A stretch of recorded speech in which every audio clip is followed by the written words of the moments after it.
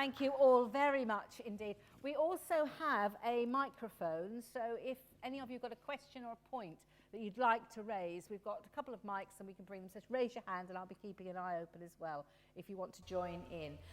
Perhaps I can ask a bit more about, getting older every day. I've already asked Tessa what she does with her cycling and her walking, so let's just find out from our team. Paul, quickly, what do you do? I've got a bit obsessed with running, so I ran my first marathon this year. Oh, round of applause for that, I think, yes. Thank you. Brendon, what about you? I walk the dog. Walk the dog, that's good, no problem at all. Peter? I walk to the shower. I think we need to work on him a bit, don't we? And now Derrick's going to really put us all to shame. Derrick, what do you do to keep fit? Well, I use the gym about 3 times a week. I do Zumba dancing. I do other sports. I do jogging and various things, swimming, things like that. But I've been doing that for many years. So I started at the age of 13, doing bodybuilding at the age of 13. And I continued that all through my life in the services, when I retire, and still I'm doing it today. And may we ask how old you are?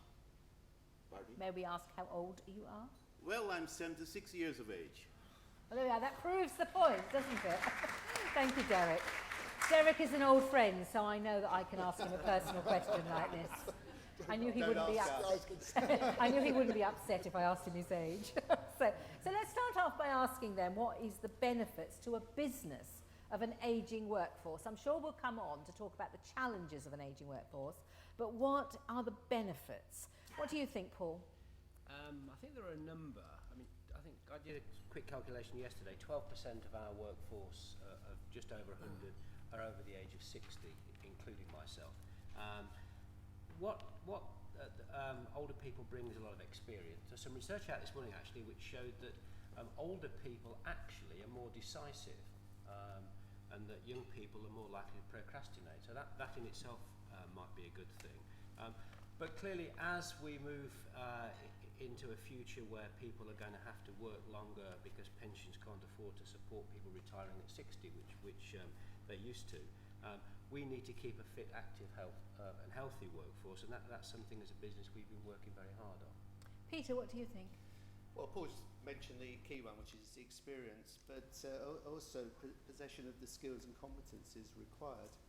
I hope, however, during the conversation we can also touch on some of the challenges associated with an ageing workforce, not least the health issues, but also some of those policy tensions around people working longer alongside, certainly in the UK and across many other parts of Europe, issues of youth unemployment and young people non-employment and training.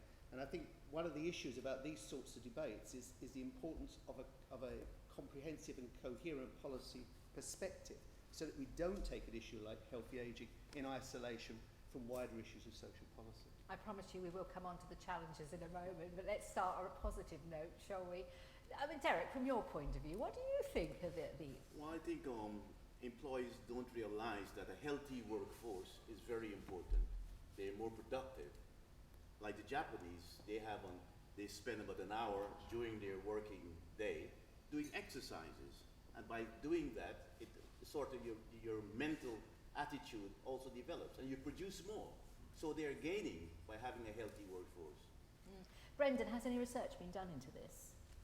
I don't know. I was just thinking about the position in academia where everybody knows that the older you are, the more you know, or at least that's what you tell me. So the younger you are, the more you have to sort of defer to that and say, yes, well, you're absolutely right, Professor, you're absolutely right. So, but it's true in academia. I mean, the elderly workforce is there. My professor in Cambridge was 87 years old and coming to work every day. He was just fantastic source of knowledge, absolutely fantastic. Tessa, you're new to Suffolk, so I can't hardly say to you what are you doing to promote and help businesses in Suffolk, but in your experience generally, this idea of the opportunities rather than the challenges. Yeah, I think there are real opportunities to promote kind of activity in the workplace, and they go from like really simple things like being able to like signposting your stairs really clearly. I'm just started working in Endeavour House, and I think that's a real kind of breath of fresh air when you walk through the door, the stairs are dead ahead of you.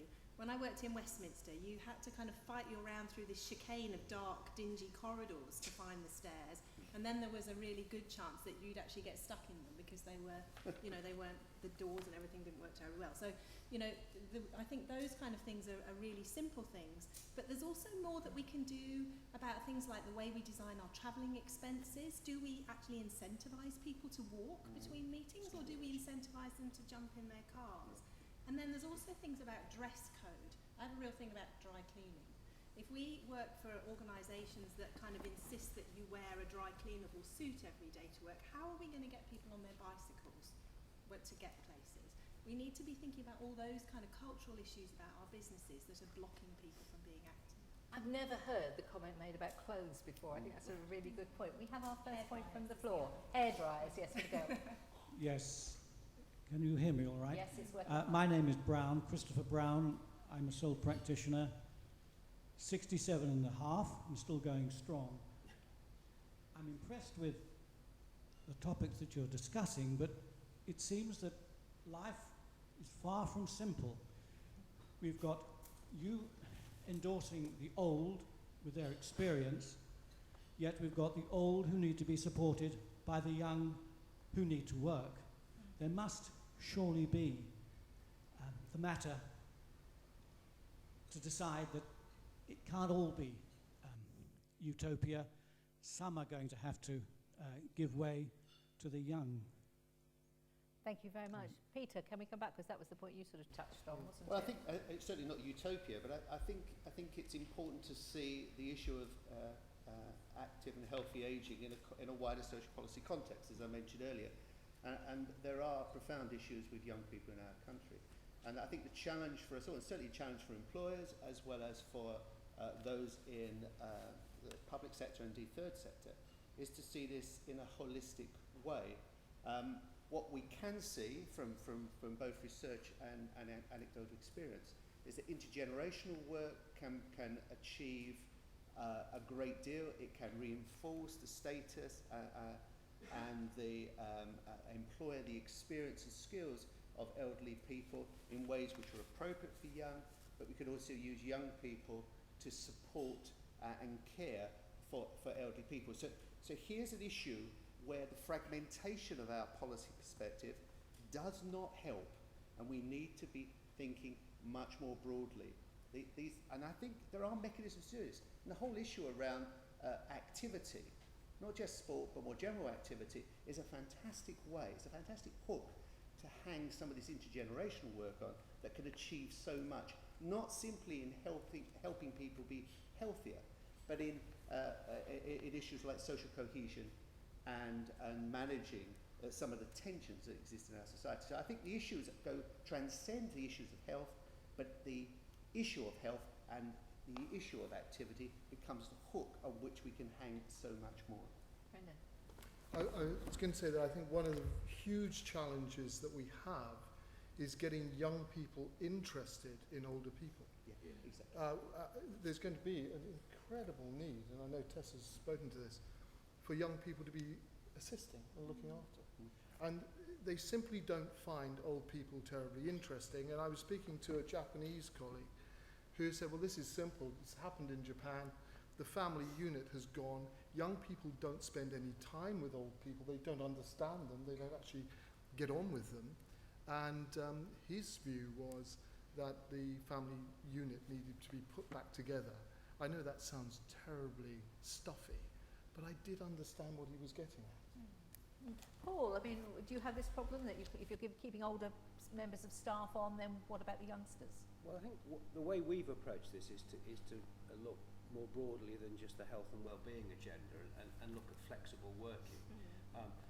And the idea that we've all got to do 35 or 37 and a half hours a week from 9 until 5, Monday to Friday, in our sort of environment, I think is disappearing. So you can actually do both. I think as people get older, they may want to be more flexible in their hours. They may want to do 25 hours.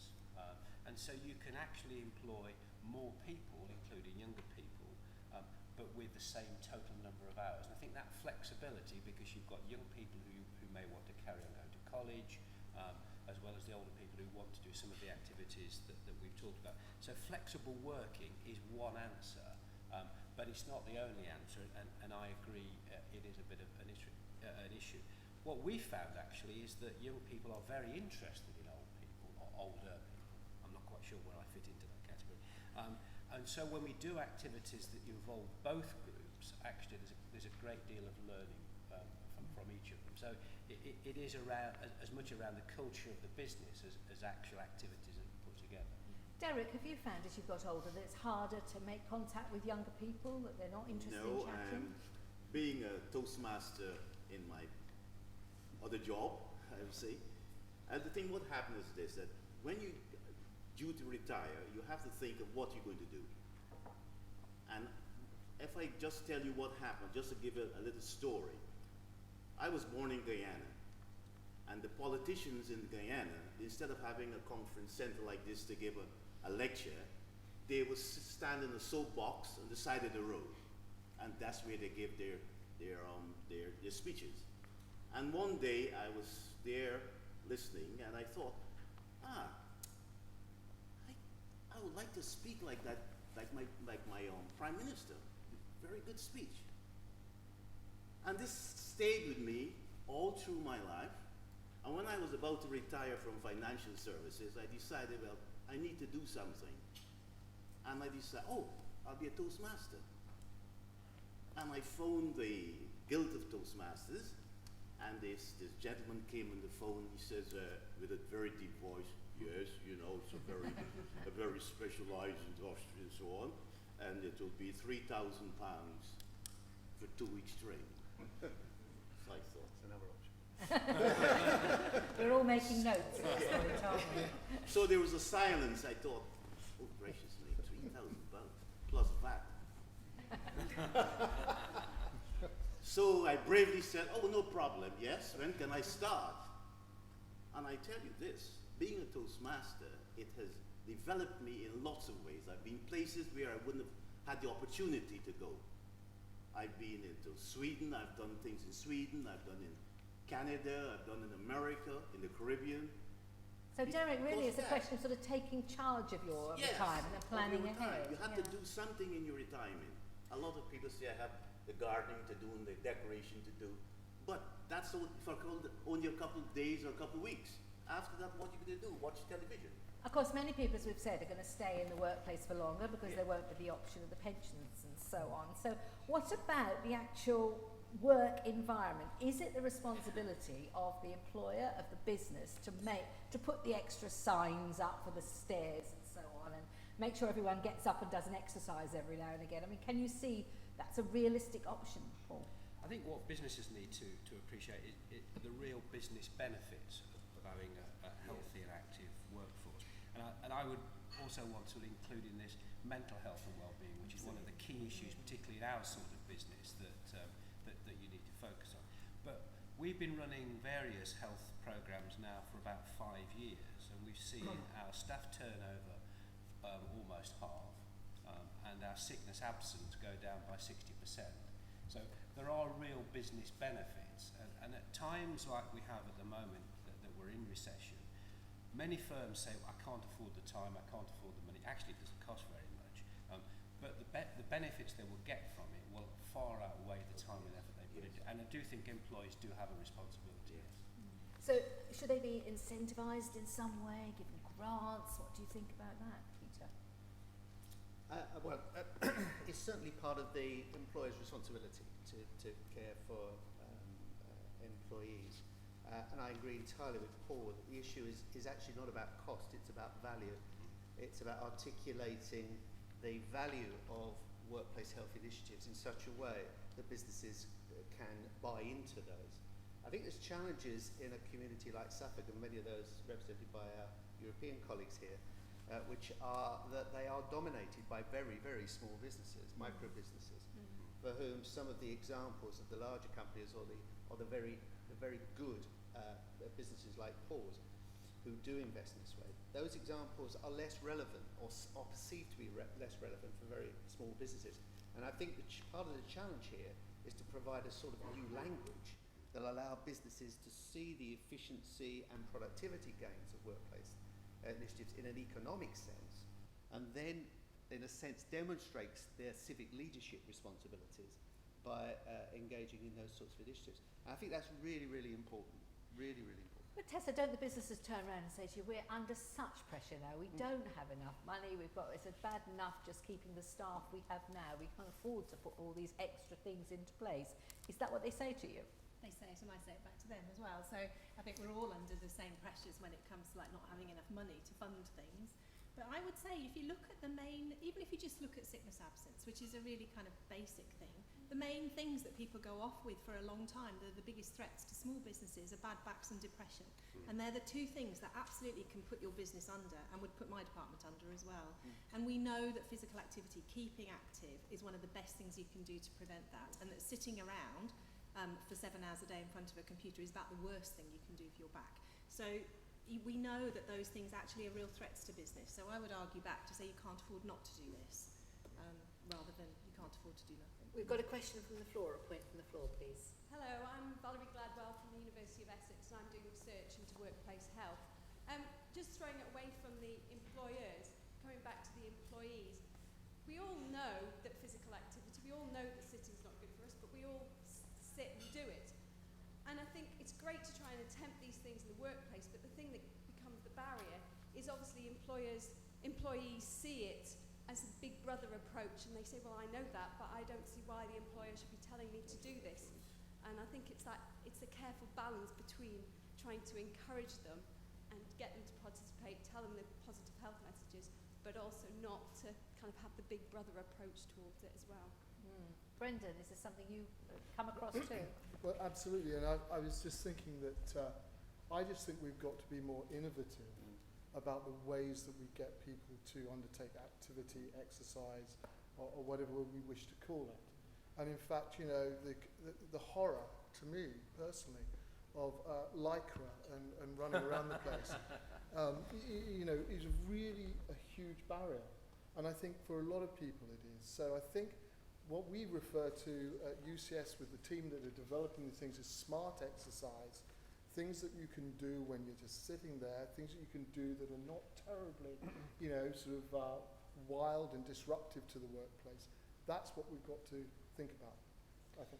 Can I just pick up that I think innovation is critically important here. If one outcome comes from this particular project, it's finding one or more innovative approaches which really, in a sense, move this agenda forward. Because I think many of us in this room recognise that these issues are not new, that we've known in a sense, the actions and the solutions for a very long time. What's clear is that those who need this advice and need this support and need this encouragement are those who are least likely to take it up, and therefore we need a new and innovative approach, and in the way I present this, a new language to engage those people, rather than simply believe that a little bit of more of the same is enough. It clearly is not. We've got a couple of points coming from the floor, then I'll come to the two of you if I may. Thank you. Hi, my name's Mary Scoutcher. I'd just like to sort of contribute a few things which might help on a practical perspective. Those of you who are awake probably spot I'm not wearing a suit. I work as a fitness instructor and also a nutritionist.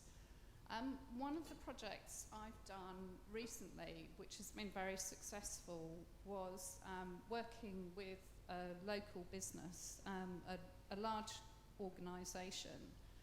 And what we did was put on a series of exercise classes.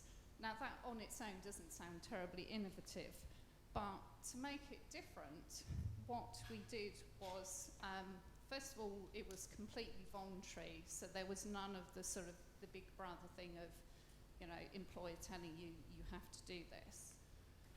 Secondly, the person within the organisation promoting it was herself in the mature adult group, if I can put it like that, and unlike, say, not somebody who was terribly fit. So that really helped send out the message that this programme is for for people who would like to be more active. Another thing we did was have a little open day session where I went on site and I had various pieces of exercise equipment, including my tiny little half-kilo dumbbells. So for people who felt that exercise is intimidating, it's too difficult for them, they're not fit enough, they're not strong enough, you show them these little half-kilo dumbbells and you said, right, hold these. Can you do this?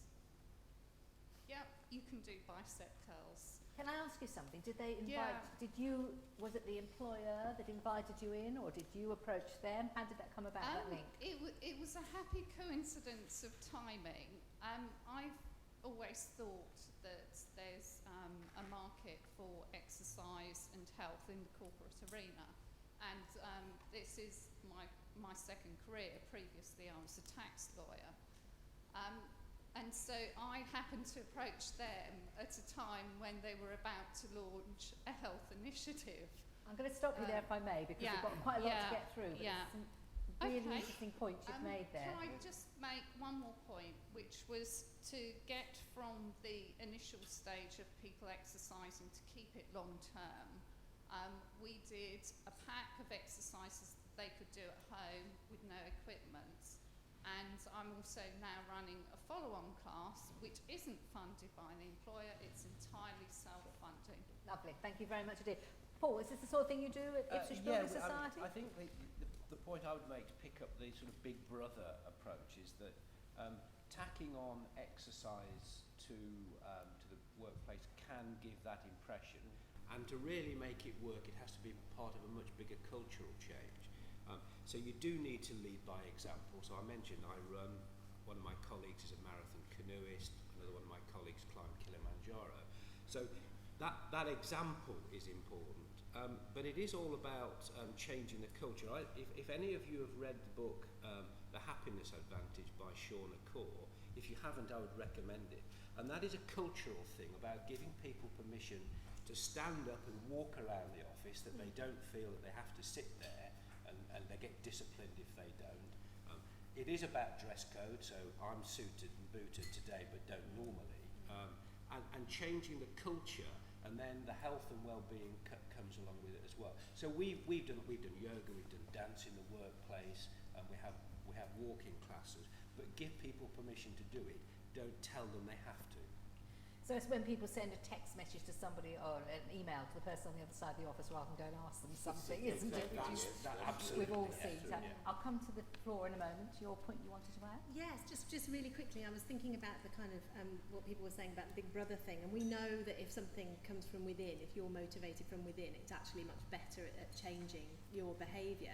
But that's the same thing that we all do when we're marketing anything. To start with, we tell people that it's a good idea, but the actual aim is to get them to think it's a good idea to go and buy that product or do that service or whatever, isn't it? That's what we're all in it for. And the other thing I think we need to remember is that the workplace is not about just 9 to 5. It affects what we do the rest of the time as well. And we know that changing people's behaviour, the things that work the best are the things that become routine. So I think commuting is a huge issue for us. And I know that it's difficult to cycle along loads of country lanes and stuff in Suffolk, but I do think there are more creative ways that we could be thinking about. Is there a way that, you could park your car 20 minutes away and have a bike rack or something and then cycle that last 20 minutes in a group and things like that? There are lots of options that we just need to think a little more creatively about designing activity into the workplace, into our working day. I've just noted Paul making a note of that one. He quite likes that idea. Mark 20 minutes away and work. Right, point from the floor, please. The point that's just been made was exactly the point that I was going to make, which is about designing activity into the workplace. As a hypnotherapist, which is my second career, I used to be a drama teacher, I try to help people adopt change, consolidate healthy change, which includes exercise, and maintain it. And one of the things that came out today was about sedentary behaviour in the workplace. That is a real problem, that people are expected to stay at their desks and sometimes get into trouble, particularly in big organisations, if they don't stay at their desk. I wonder how many large organisations would think about finding a way to integrate exercise, easy exercise, into the workplace by, say, perhaps at UCS or organisations who work there, having an opportunity to walk around the waterfront. Oh, let's just 20-minute walk around the waterfront. Okay. And if everybody had an opportunity at least once or twice within the day to actually do some healthy exercise, chatting together and, you know, talking together. I'll stop you there if I may. And that's UCS, do you go for a walk around the waterfront? Well, I know a lot of people go running. I don't do anything because they lock me in a darkened room and I just work, of course. But no, I'm absolutely supportive of that. But the point that's coming to me, I talked about innovative exercise. I think when you do exercise and activity, you need to think, what do I want to achieve with it? All exercise is not good. That's true, really. Terrible message, but it's true. So you've got to think. So here's an innovative bit of exercise, heel drops. You just go up on your toes and drop down 50 times a day, and your spine, your skeleton, will be very safe. So it'll prevent osteoporosis, and it's very good. Cycling doesn't do that, right? So you get cardiovascular goodness, you get no skeletal protection whatsoever. So it's being smart about what you do and weaving that into the workplace. It's not just about physical activity, blur. I thought it was interesting, this 10 minutes doing the strength and balance that we mentioned as well. Sorry, point over there, because we need to move on shortly. Thank you. Hello, my name's Jan King. I'm a retirement coach, and I agree with the panel on the impact of physical and especially mental health in older people, and that businesses have a duty of care to their employers in this respect, because one in four of older people suffer from a mild form of depression in their retirement because they haven't made a proper plan. Their plan could include both exercise and also other activities. So it's vital to plan for your retirement. I would say that because I'm a retirement coach, of course. But as I say, organisations do have a vital role to play here. Thank you. Thank you very much indeed. And we did hear earlier as well about the fact it's are sort of the people in their middle years, shall we say, the 30s, the 40s, and then into the 50s who need to be getting fit because they'll be working for that much longer. Elspeth, you wanted to have a word as well. Could we have the microphone here, please? Microphone, please. Thank you. The people who get fittest at conferences are the ones running around with the hand mics, I tell you now. Yes, they should get up and go to We the should walk microphone. around. Yes. Elspeth Gibson, and I was the author of the progress bid that brought the funding into Suffolk. And the reason I did it is I think Suffolk is in a fantastic position to pull this together and really develop some innovative ideas. And one that I researched recently was something called Retire a Little, which is where people in perhaps the latter stage of their career, like myself, might have a situation where they have less time. So work is demanding a huge amount of our time, but the employer actually offers the individual employee for 10% less of their salary on a Wednesday to take the Wednesday back to do the planning, to do the things that they might want to do in their retirement, spend more time with grandchildren, spend more time doing other things other than working. But it also can create a place for a younger person to come into the employment world, which I think is the point that Peter's been making reference to, of the intergenerational. And our colleagues here from Spain and Italy, it is very humbling to hear of the unemployment rates of young people, which is a huge issue in those nations. And perhaps we should pick up how we can create innovative mechanisms for that retirement planning that's just been mentioned. And I think the thing is, often with a 7-year-old, you might say, what are you going to do when you grow up? But you very rarely ask a sort of 57-year-old, what are you going to do when you're older? And I think that's the question we've actually got to start doing and exploring in terms of living options, leisure options and activity options. And it's just quite interesting, just briefly, but last week Lord Way announced the idea of a national retirement service, and I wondered what the panel thought about that. The idea being that there be a sort of a national service model to help people in planning and retirement and their future lives. We're running out of time, so I don't know, a quick comment from somebody about that, a retirement. Derrick, do you like the idea of having a workforce of volunteers organised by Yes, government? it sounds all good, but people have a choice. The choice is theirs, what they want to do in retirement. We can tell them all sorts of different things to do, but the choice is there. Either you do certain things to make you healthy during your retirement, or you don't. Okay. We have another speaker still, so we're going to draw the discussion to a close now, but there'll be plenty of time to talk as the morning progresses.